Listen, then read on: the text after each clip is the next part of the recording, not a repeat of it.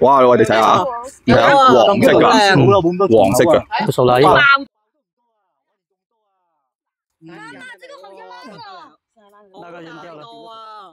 你哋真係未見過咩靚嘢，成個我哋睇下我隻手，啊，好大個，好大個。佢唔係荔枝王嚟嘅喎，係嘛？佢就係大，差唔多有佢嘅拳頭咁大啊！好大啊！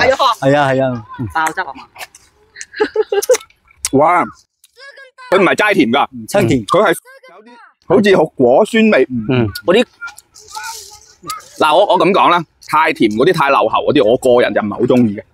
但係呢個咧就係甜之中，佢有一少少嗰啲，我食埋佢係好嘅。我唔知點形容，我真係未試過啲咁嘅味，真係未試過咁嘅味，超好嘅，好食嘅，講唔到嘢，超越晒所有。嗱，因為我唔係誇張，因為我鄉下仔，你幾廿年人最好食嘅一個，完全冇任何缺陷。你可以講嘅所有嘅形容詞，好嘅形容詞都喺上面，好豐富啊！嗰個味道七彩斑斕，即係咁講。所以你哋有機會一定要嚟黃埔食下。你問下，好流晒口水啦！即係一陣帶你哋過去嗰度賺，嗰度仲有。呢個未熟㗎，呢個未熟，呢個好酸嘅。如果加食，翻去試下，翻去試下。可唔可以放熟佢咧？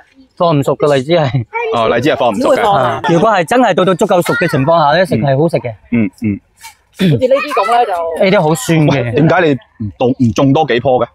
呢啲係而家係做試驗做嘢啫。年產幾多咧？兩啖好問水咯。兩啖都問水啊？擔即係咁就要訂咯。係咯。係咯，要提前預訂咯。係咯。喂，好食㗎，你食過啦。我第一次感受到做自媒體嘅好處。個竹尖嗰個核咧就細㗎啦。嗱，呢個咧核都大核嘅。哦，大核嘅。如果佢尖咗咧，嗰個核就細㗎啦。呢個可能核就細啲，會就細。基本上啲西荔黃咧，都係啲朋友啊嗰啲過嚟食荔枝、摘荔枝嘅時候咧，咁就摘晒走咁滯㗎啦。基本上都冇機會攞市場買嘅。我哋曾經攞過市場買咧就10蚊一隻。喺機場係40蚊一粒。前年嚇。人生嘅一種美味，即係又多咗一種享受，又多咗一種向往，又多一種見識係嘛？啊，香港我問你啊，係你呢度係黃埔邊度啊？屬於黃埔茅崗村。茅崗村係咪喺蘿崗隔籬啊？係，嗰邊係南崗嘅。嗱呢邊啦。哇！呢度全部都係糯米糍。大部分都係糯米糍，有少少係桂味，咁就黃埔嘅糯米糍就比較出名啲咯。其實你哋喺即係呢度廣州嘅地方，好貴噶嗰啲地。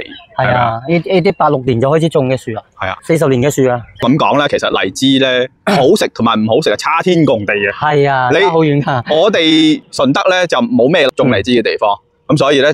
啱參，好有一餐，唔好有一餐，你明唔明啊？祈求有荔枝就係啦。嗱，糯米糍係咁嘅，早上食咧就清甜嘅，下午食咧就好濃甜到你吔起身好乳喉嗰種。哦，咁但係如果摘咗落嚟咧就變唔到噶啦，變唔到噶。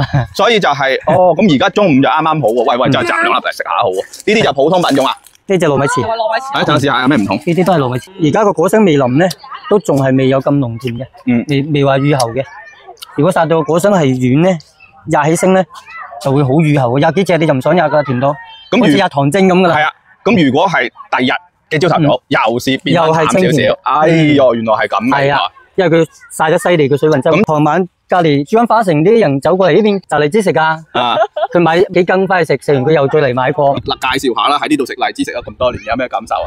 啲荔枝又脆又爽又甜。喺黃埔區嚟講咧，呢啲荔枝咧好嘅品種嚟嘅。因為我細佬佢咧係同我農科院啲人係熟嘅，農科院係，因為我細佬學過農藝噶嘛，所以我細佬其實咧同佢農科院咧就等於佢農科院一個顧問嘅，所有嘅荔枝園啦、果園啦，有時幫佢哋，有時當佢又取得好多根，農科院啲人咧又會教佢呢種品種好，點樣補果，點樣殺蟲，邊種品種好，即係從種植嘅嗰個技術上去優化優良，所以我哋所知道咧，所以佢啲品種喺附近咧出得又早。